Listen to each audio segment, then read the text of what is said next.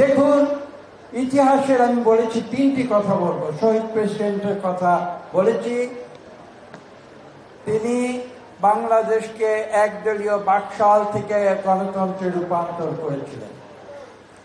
আমাদের দেশনেত্রী বেগম খালেদা জিয়া দীর্ঘ 9 বছর রাজপথে থেকে এরশাদের স্বৈর শাসন থেকে বাংলাদেশকে পুনরায় তিনি বহুদলীয় গণতন্ত্রে রূপান্তর করেছিলেন। লক্ষ্য করুন।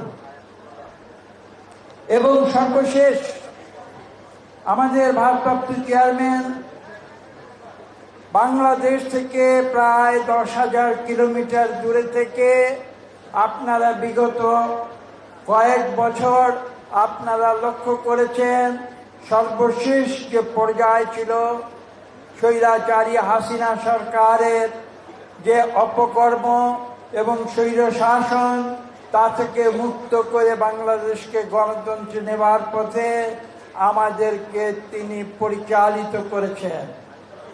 3টি উদাহরণ, 3টি সত্য আপনাদের সামনে আমি উদ্ভাসিত করেছি। লক্ষ্য করুন, 3টি কার্যক্রম একই সূত্রে বাঁধা। শহীদ প্রেসিডেন্ট জিয়াউর রহমান দেশে গণতন্ত্র বহুদলীয় ফিরিয়ে দিয়েছিলেন।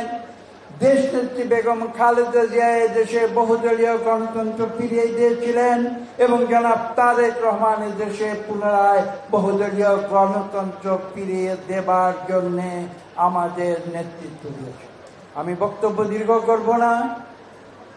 আমি যে কথা বলেছি যে শহীদ প্রেসিডেন্ট জিয়াউর রহমানের যে চিত্র আপনারা জানেন, টাইম ম্যাগাজিনের যেটা কাভার পেজে দেওয়া হয়েছিল, তখন অনেকে প্রশ্ন করেছিলেন, যে কথাটি আজকে স্মরণ করব।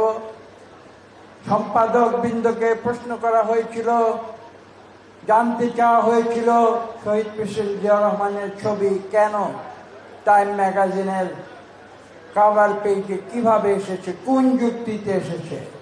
তারা উত্তর দিয়েছিল, তৃতীয় বিশ্বে আমরা দেখেছি সেই সময়ে, আমি 80-র দশকের কথা বলছি এবং 70-এর দশকের শেষের অর্ধেকের কথা বলছি, তারা বলেছিলেন যে তৃতীয় বিশ্ব আমরা যে পর্যালোচনা করেছি সেখানে দেখেছি একজন নেতা জিয়াউর রহমান, যিনি সততার সঙ্গে দেশ পরিচালনা করে দেশের মানুষের হৃদয় জয় করে তিনি বিশ্ববাসীর হৃদয় জয় করেছেন এবং সেই যুক্তিতে আমরা তাকে টাইম ম্যাগাজিনের প্রচ্ছদে দেখেছি।